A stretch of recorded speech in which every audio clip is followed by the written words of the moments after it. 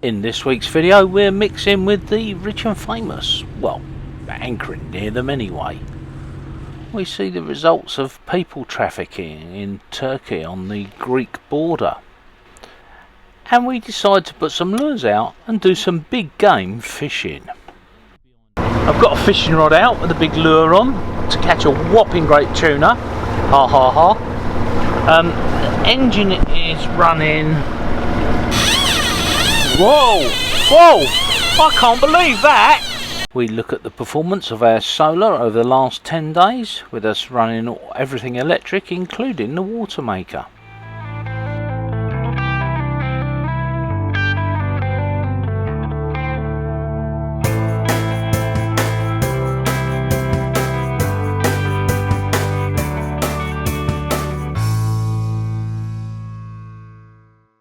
We've been continuing our trip northwestwards against the prevailing wind and the prevailing current towards Kusadasi.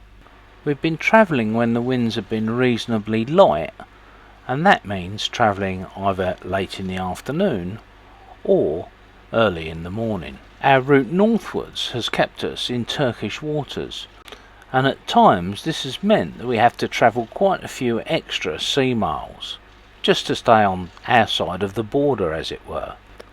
And while technically we're allowed to transit the waters providing we don't stop, we've preferred to stay on our side of the sea border, as it were.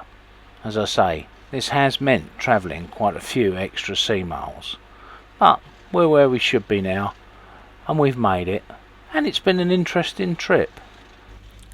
Most days have seen us going well below 70% on our lithium batteries, and most days we've been back up at 100% by late afternoon, but on the days that we've run our water maker we've only managed to get up to about 85 or 90%. Now that's not a problem with lithium, and while we're getting good amperage from the solar, I'd really like to see a lot more amperage coming from our alternator. At the moment it's restricted because we're using a battery to battery charger, just 30 amps.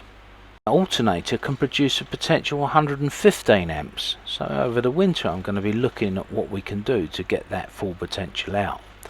Now you see here that our 410 solar panels are producing over 2 kilowatts a day, which is great. We think that probably we're only getting about 60% of what they potentially can produce in perhaps June or July, so we'll keep an eye on them. Now these are wired in series, and therefore we're getting a higher voltage. If you look at the figures underneath the graph bars, you can see it's quite high, and you can also see the daily yields from these two panels. The two Bosch panels at 165 watts each are also doing pretty well, producing good wattage during the day at peak.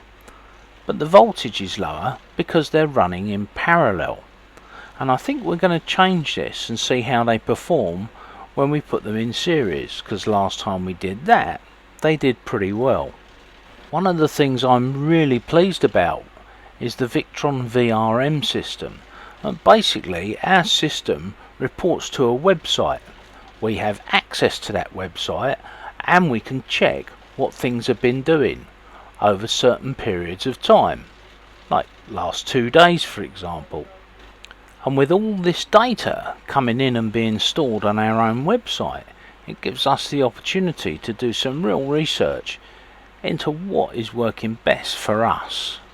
With our solar and battery to battery charger putting in up to 100 amps at a time, we're charging fairly quickly, and as you can see in the time it took me to do these screenshots, we've gone from 70 something to 80% charged. I'm fairly happy, but I think we could do better. As you can see from this next shot, taken at 8:34 in the morning, the power that we're getting starts fairly early and increases throughout the day. It peaks around 1 o'clock or thereabouts. When we're not running the engine but are running the water maker, we tend to have a net loss, and it's at these times that I want to produce more power.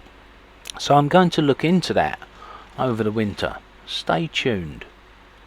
when we're on shore power, or we plug our portable generator into our shore power lead, we can charge our batteries at nearly 1 kilowatt, and of course the PV chargers continue to add to this. Now just one final thing, an update you might not be aware of. Victron have recently updated their device software, the software that reports back to your phone or tablet or even to your laptop, and this now gives you an overall summary of the equipment that you're using without you actually opening the full software package in your device list. Now that's a great feature, we're using it a lot. I think it's Bill Gates. There you go. Yeah.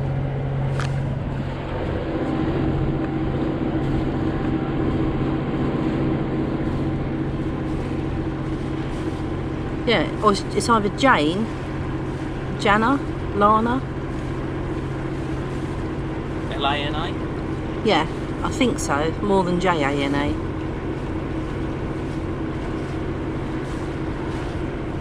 Don't know, but wonder what's for breakfast. But it's not a bacon sandwich.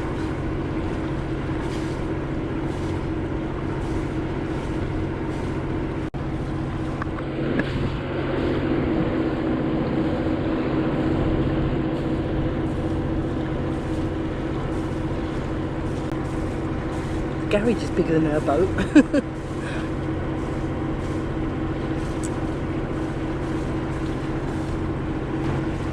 Looks like all the toys have been stowed over by the rocks. Yeah, I think that's the service vessel next door. Oh, is it? Oh, this one round here. This is mate.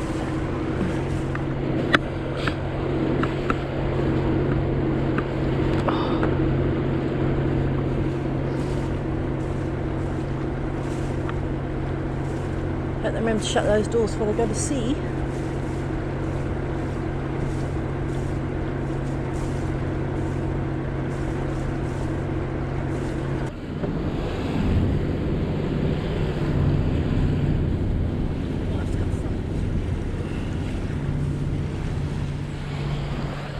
See my ugly face and run a mile, swim a mile.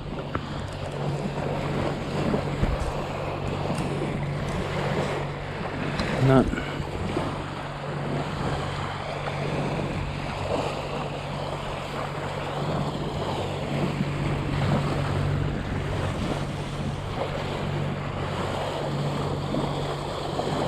Hello, I didn't lash the anchor down properly.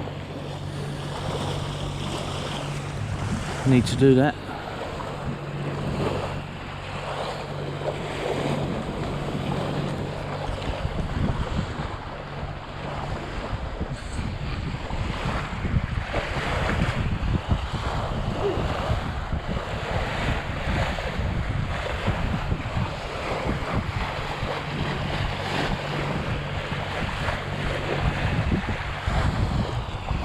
No, gone. A brief encounter. Be a good name for a film, that. That night we stopped at Knidos. Now we've stayed here before, and once again we found that there were changes that have been made, and we don't think that they're for the better. But there you go. This time we'd phoned ahead and booked a place on the concrete pontoon. It was 150 Turkish lira. There's no water and no electricity. It appears to have been cut off or stopped for some reason. But hey ho, it was somewhere to tie up, and it was firm and solid and well protected. One thing that we did find out while we were there is that a gold vase or vase was found in the sea near Knidos. And just like the Elgin marbles, we Brits stole it and took it back to the British Museum. We're back at this ancient site where we were last year. Still no drones allowed to be flown. A bit more development, and now they've closed off the other side. You can't actually get to the bay. We've just had supper. That's That's the bait.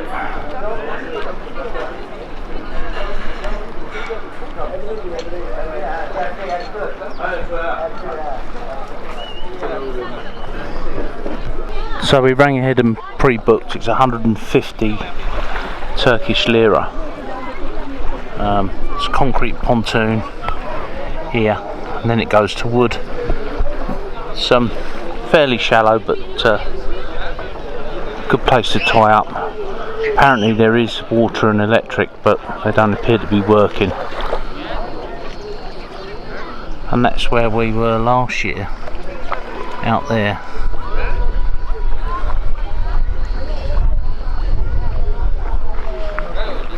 Very busy, a lot busier than it was last year, but hey ho. There we are, 7 o'clock in the morning. We've just left the anchorage. A little bit of swell out here, but that's what it looks like from the outside. It got a bit quieter last night after everybody had gone. There's an RV up there. But yeah, very enclosed, very protected. Apart from the west, I should imagine if it comes from the west, it would be really uncomfortable in there. But then you'd go to the eastern anchorage, which we couldn't get to last night by foot. So there we go, lovely. Let's get on up towards Bodrum now. We're at 7:38. We're on our way. Very busy on this side of the channel between Kos and the Turkish mainland.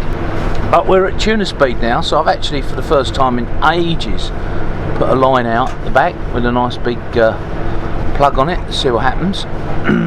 David's just a tad ahead of us over there.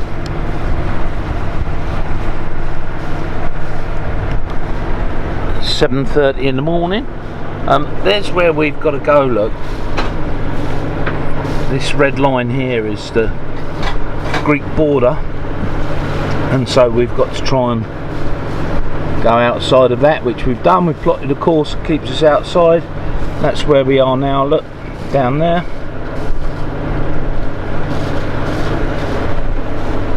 We'll see what happens as the day progresses.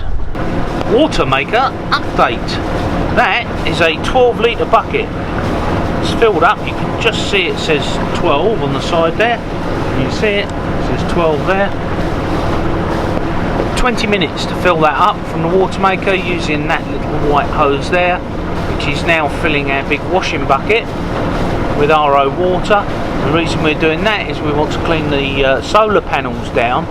We've been out for 9 days now without a marina, 10 days, and the solar panels are filthy. We had a lot of dew and what do they call it, mist last night, so it's kind of got into the panels and need to clean them up. We are motor sailing. Well, we're not actually motor sailing, we're motoring. I've got a fishing rod out with a big lure on to catch a whopping great tuna. Ha ha ha. Engine is running. Whoa! Whoa!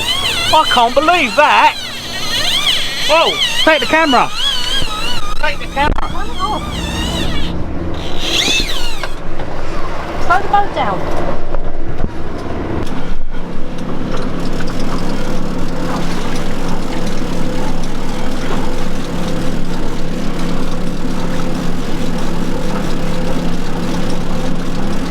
Coming towards us now, so I'm really like buggery. Might have got off.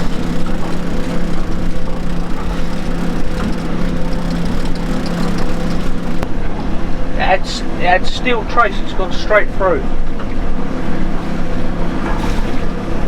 That means he's got a hook in his mouth. Whatever it is, it's got teeth because you can see it's bit the line. Wow. Was you filming at the same time? Oh well.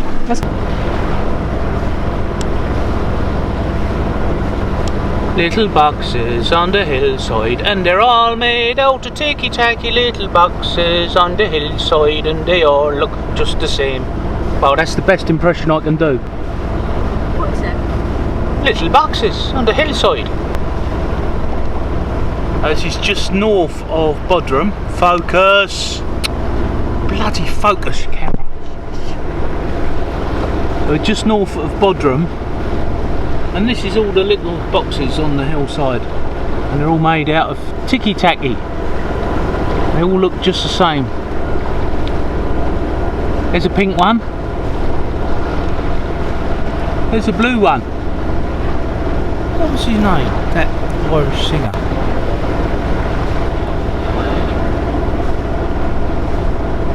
Look horrible, and there's more being built there. Look.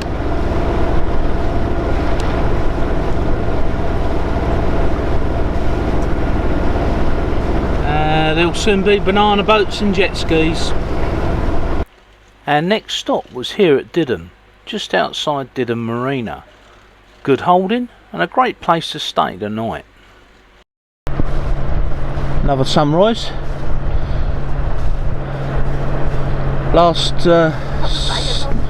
Another bay, another day. Last 60 miles to Kusadasi. Oh. Well, there we go, that's Didham Marina, where we didn't stay. They light the lighthouses up here. This one red and that one green, port and starboard. At night looks quite picturesque actually. Way up, and that's where we stayed last night. That little anchorage. There was one whizzy boat and a couple of jet skis, but they buggered off at about 4:30, 5 o'clock, so it was peaceful. Just so you know, when you've got there, it tells you Demarin, Didham. That's a lot of D's. Here, you know the Pink Panthers from Didham. Didham, Didham, Didham, Didham, Didham, Didham. Didn't realise what it was at first, but it's the Coast Guard, and they've got a boat full of refugees and a dinghy behind them. Sorry about the I'm just heading through their wake, but yeah, there we go. Just going past these massive fish farms. Camera makes it look a long way away, but we're actually very close. And there's probably 10 or 12 of them. Massive supply barges that sit with each individual farm. So you can get on there.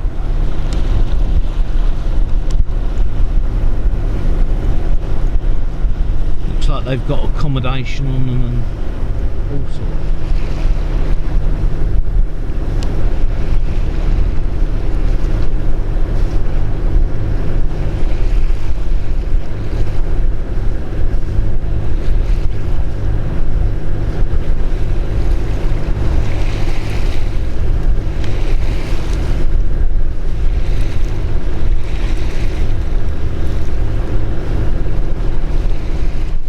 The next piece of the journey was quite interesting, between the island of Samos, which is Greek, and the Turkish mainland, and we had to do a bit of a dogleg to get round it. Turkey, Turkish island, Greek island. Turkey, Turkey, Greece. Ah, the ancient city of Kusadasi. That's the castle and keep, lighthouse, and of course the obligatory cruise ship from MSC. It looks very exciting.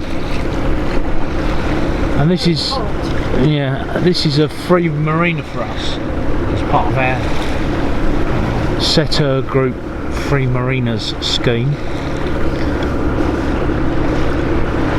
So we have to pay for water and electric, but the actual berthing is free. We get up to 30 nights here. Yeah, let's see what it's like. It's really windy. It's terrible weather here in Samos. We're not enjoying it at all. Where are you? Cheers, Peter.